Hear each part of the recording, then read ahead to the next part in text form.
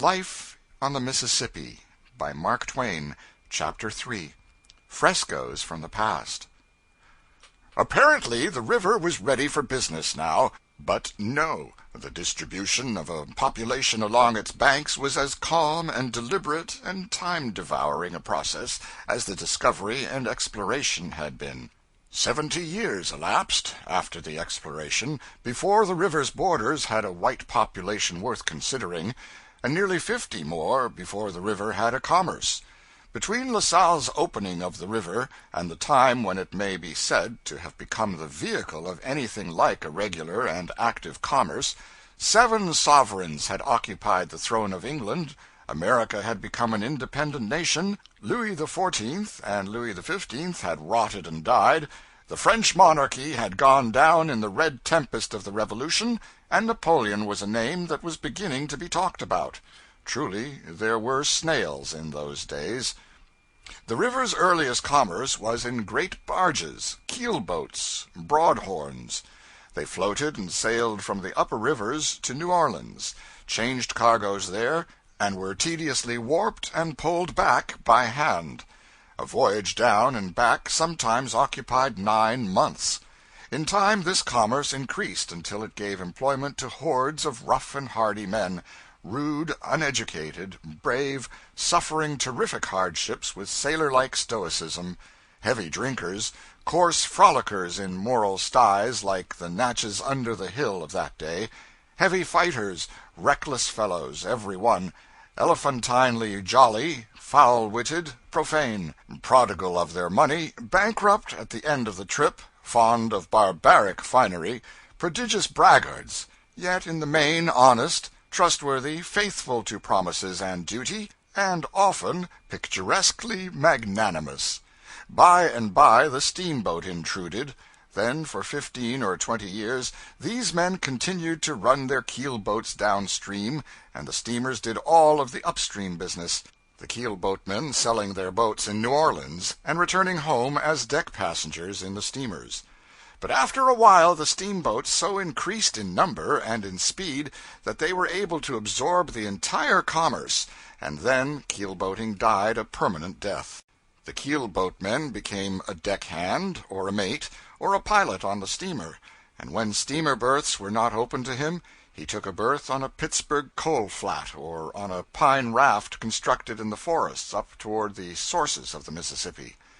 In the heyday of the steamboating prosperity, the river from end to end was flaked with coal fleets and timber rafts, all managed by hand, and employing hosts of the rough characters whom I have been trying to describe. I remember the annual processions of mighty rafts that used to glide by Hannibal when I was a boy, an acre or so of white, sweet-smelling boards in each raft, a crew of 24 men or more, 3 or 4 wigwams scattered about the raft's vast level space for storm quarters, and I remember the rude ways and tremendous talk of their big crews, the ex-keelboatmen and their admiringly patterning successors.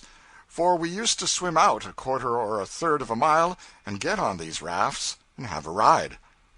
By way of illustrating keelboat talk and manners, and that now departed and hardly remembered raft life, I will throw in this place, a chapter from a book which I have been working at, by fits and starts, during the past 5 or 6 years, and may possibly finish in the course of 5 or 6 more. The book is a story which details some passages in the life of an ignorant village boy, Huck Finn, son of the town drunkard of my time out west there. He has run away from his persecuting father and from a persecuting good widow who wishes to make a nice, truth-telling, respectable boy of him, and with him a slave of the widow's has also escaped. They have found a fragment of a lumber raft, it is high water and dead summertime, and are floating down the river by night and hiding in the willows by day, bound for Cairo, whence the Negro will seek freedom in the heart of the free States. But in a fog they pass Cairo without knowing it. By and by they begin to suspect the truth, and Huck Finn is persuaded to end the dismal suspense by swimming down to a huge raft which they have seen in the distance ahead of them, creeping aboard under cover of the darkness, and gathering the needed information by eavesdropping. But you know, a young person can't wait very well when he is impatient to find a thing out. We talked it over, and by, Jim said it was such a black night now that it wouldn't be no risk to swim down to the big raft and crawl aboard and listen. They would talk about Cairo, because they would be calculating to go ashore there for a spree, maybe, or anyway they would send boats ashore to buy whiskey or fresh meat or something. Jim had a wonderful level head for a nigger. He could almost always start a good plan when you wanted one. I stood up and shook my rags off and jumped into the water and struck out for the raft's light. By and by, when I got down nearly to her, I eased up and went slow and cautious. But everything was all right, nobody at the sweeps. So I swum down along the raft till I was most abreast the campfire in the middle. Then I crawled aboard and inched along and got in amongst some bundles of shingles on the weather side of the fire. There was 13 men there. They was the watch on deck, of course, and a mighty rough-looking lot, too. They had a jug and tin cups, and they kept the jug moving. One man was singing, roaring, you may say, and it wasn't a nice song, for a parlor anyway. He roared through his nose and strung out the last word of every line very long. When he was done, they all fetched a kind of Injun war-whoop, and then another was sung. It begun, "There was a woman in our town did dwell, she loved her husband dearly, but another man twice his weddle, singing too-ree-loo, ree-loo, ree-too-ree-loo, relay, she loved her husband dearly, but another man twice his weddle," and so on, 14 verses. It was kind of poor, and when he was going to start on the next verse, one of them said it was the tune the old cow died on, and another one said, "Oh, give us a rest," and another one told him to take a walk. They made fun of him till he got mad and jumped up and begun to cuss the crowd, and said he could lame any thief in the lot. They was all about to make a break for him, but the biggest man there jumped up and says, "Set whar you are, gentlemen. Leave him to me, he's my meat." Then he jumped up in the air 3 times and cracked his heels together every time. He flung off a buckskin coat that was all hung with fringes, and says, "You lay thar till the chawin' up's done," and flung his hat down, which was all over ribbons, and says, "You lay thar till his sufferin's over." Then he jumped up in the air and cracked his heels together again and shouted out, "Whoop! I'm the old original iron-jawed, brass-mounted, copper-bellied corpse-maker from the wilds of Arkansas. Look at me, I'm the man they call Sudden Death and General Desolation, sired by a hurricane, damned by an earthquake, half-brother to the cholera, nearly related to the smallpox, on my mother's side.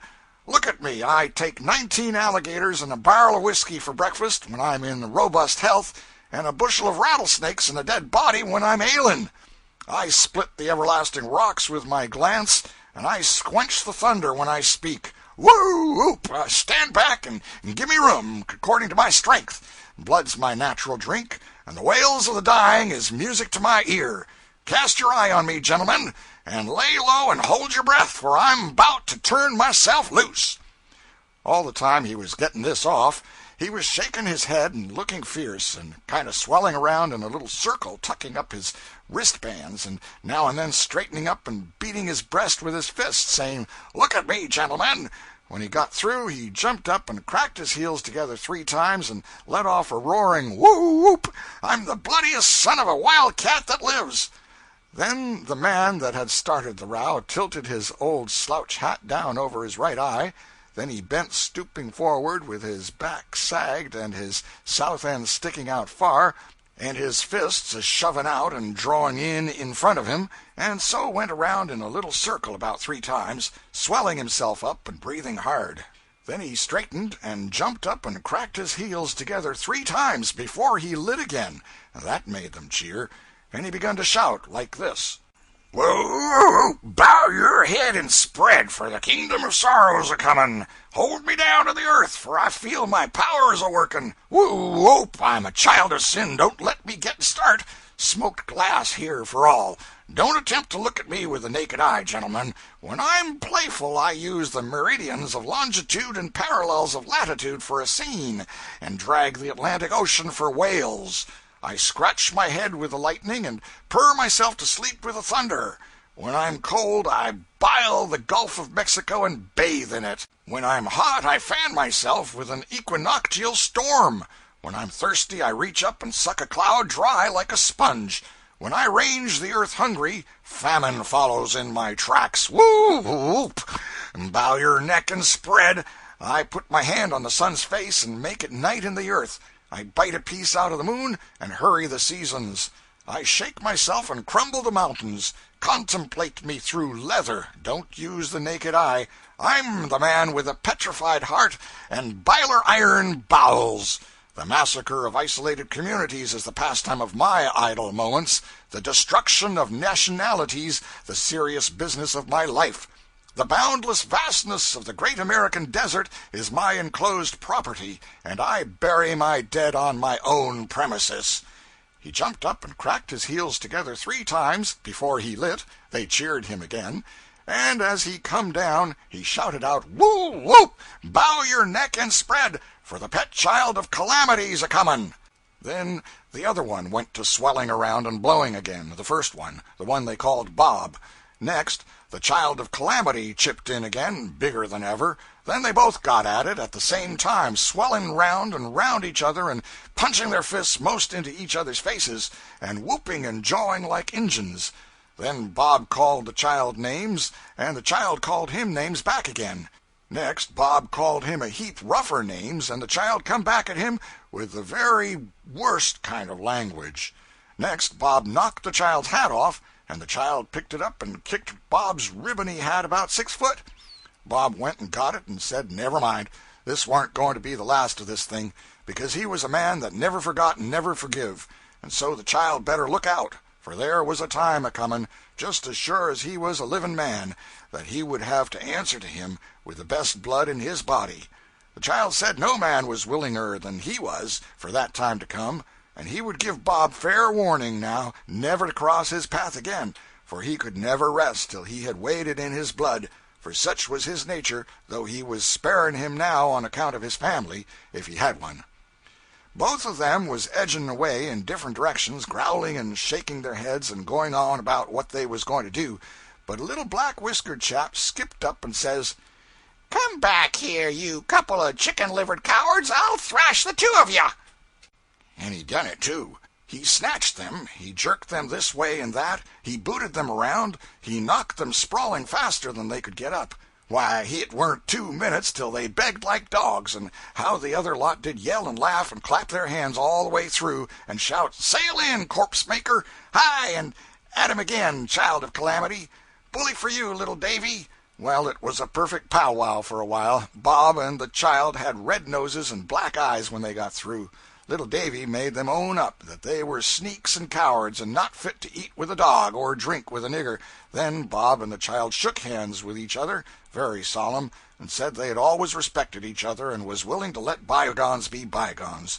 So then they washed their faces in the river, and just then there was a loud order to stand by for a crossing, and some of them went forward to man the sweeps there, and the rest went aft to handle the after sweeps. I laid still and waited for 15 minutes, and had a smoke out of the pipe that one of them left in reach. Then the crossing was finished, and they stumped back and had a drink round, and went to talking and singing again. Next they got out an old fiddle, and one played and another patted juba, and the rest turned themselves loose on a regular old-fashioned keel-boat breakdown. They couldn't keep that up very long without getting winded, so by and by they settled around the jug again. They sung "Jolly, Jolly Raftsman, the Life for Me," with a musing chorus, and then they got to talking about differences betwixt hogs and their different kind of habits, and next about women and their different ways, and next about the best ways to put out houses that was afire, and next about what ought to be done with the Injuns, and next about what a king had to do, and how much he got, and next about how to make cats fight, and next about what to do when a man has fits, and next about differences betwixt clear water rivers and muddy water ones. The man they called Ed said the muddy Mississippi water was wholesomer to drink than the clear water of the Ohio. He said if you let a pint of this yaller Mississippi water settle, you would have about a half to 3/4 of an inch of mud in the bottom, according to the stage of the river, and then it weren't no better than Ohio water.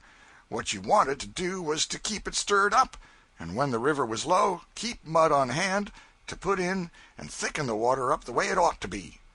The Child of Calamity said that was so. He said there was nutritionness in the mud, and a man that drunk Mississippi water could grow corn in his stomach if he wanted to. He says, "You look at the graveyards. That tells the tale. Trees won't grow worth chucks in a Cincinnati graveyard, but in a St. Louis graveyard they grow upwards of 800 foot high. It's all on account of the water the people drunk before they laid up. A Cincinnati corpse don't richen a soil any." And they talked about how Ohio water didn't like to mix with Mississippi water. Ed said if you take the Mississippi on a rise when the Ohio is low, you'll find a wide band of clear water all the way down the east side of the Mississippi for 100 miles or more, and the minute you get out a quarter of a mile from shore and pass the line, it is all thick and yaller the rest of the way across.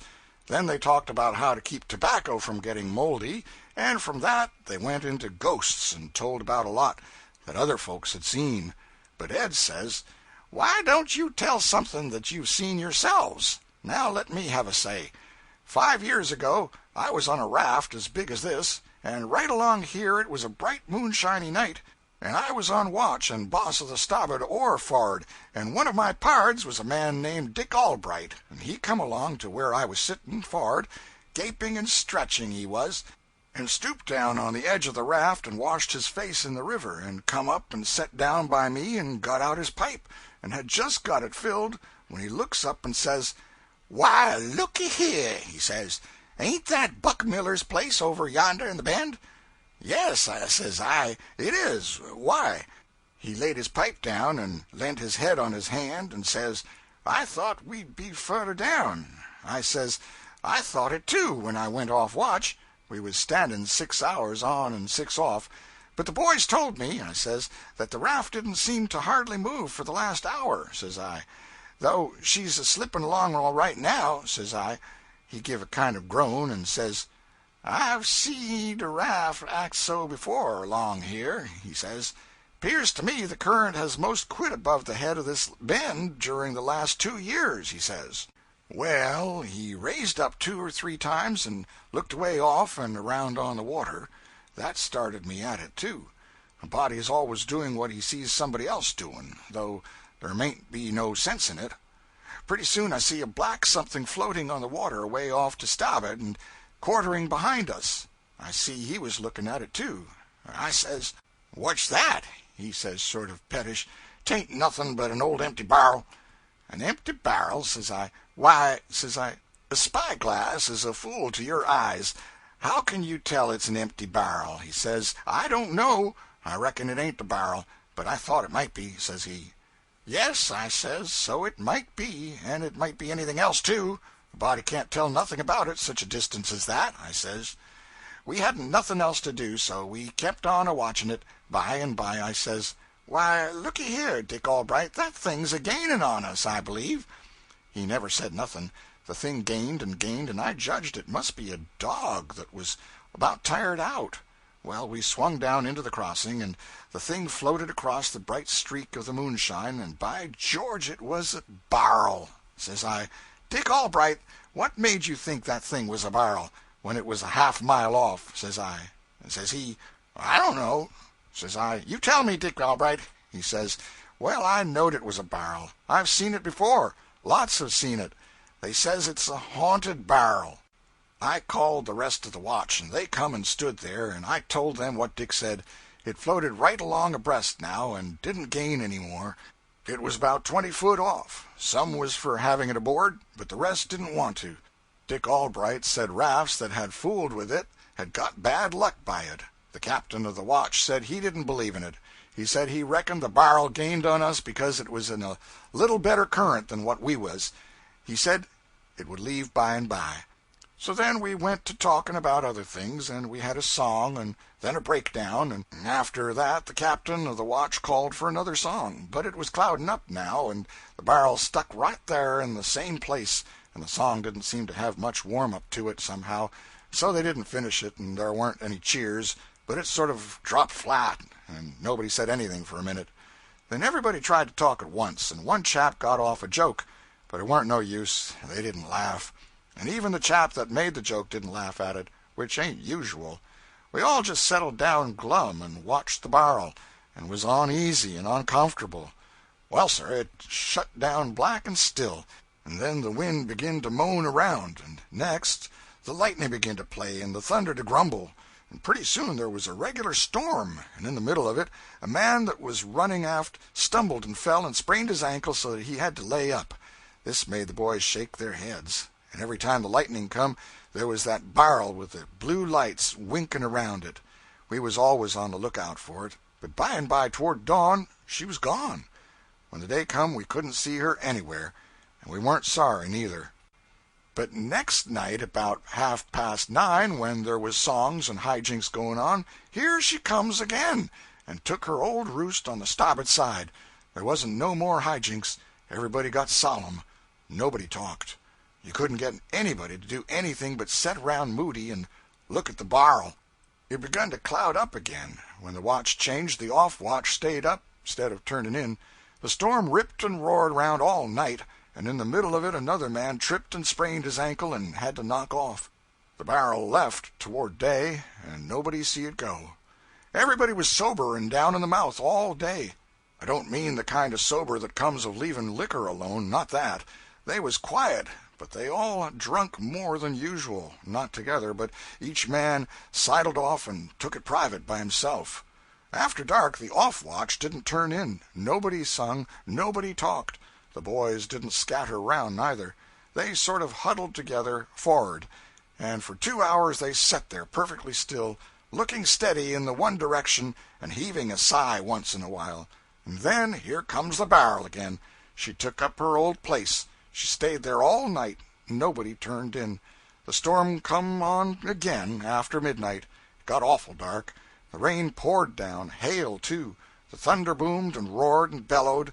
The wind blowed a hurricane, and the lightning spread over everything in big sheets of glare, and showed the whole raft as plain as day, and the river lashed up white as milk as far as you could see for miles, and there was that bar'l jiggering along, same as ever.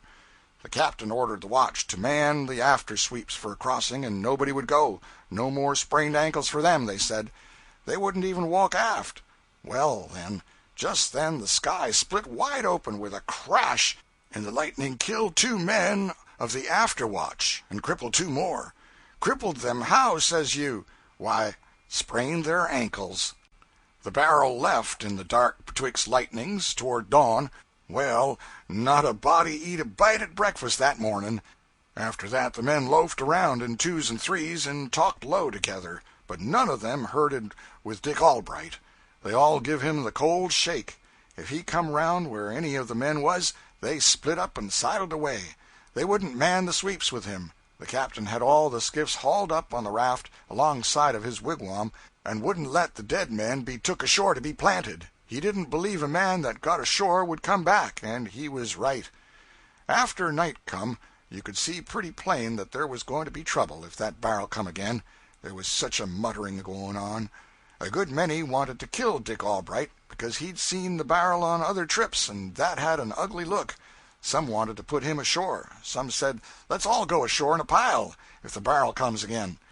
This kind of whispers was still going on, the men being bunched together forward watching for the bar'l, when, lo and behold, here she comes again. Down she comes, slow and steady, and settles into her old tracks. You could heard a pin drop.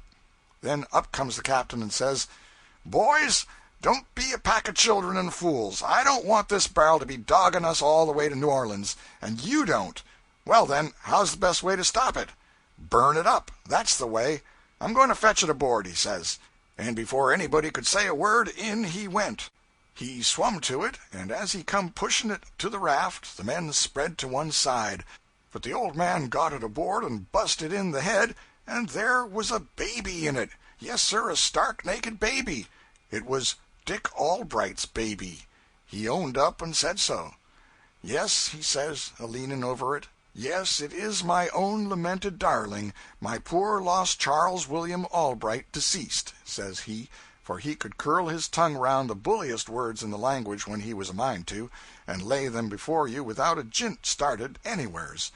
Yes, he said he used to live up at the head of this bend, and one night he choked his child, which was crying, not intending to kill it, which was probably a lie, and then he was scared, and buried it in a barrel before his wife got home, and off he went and struck the northern trail and went to rafting.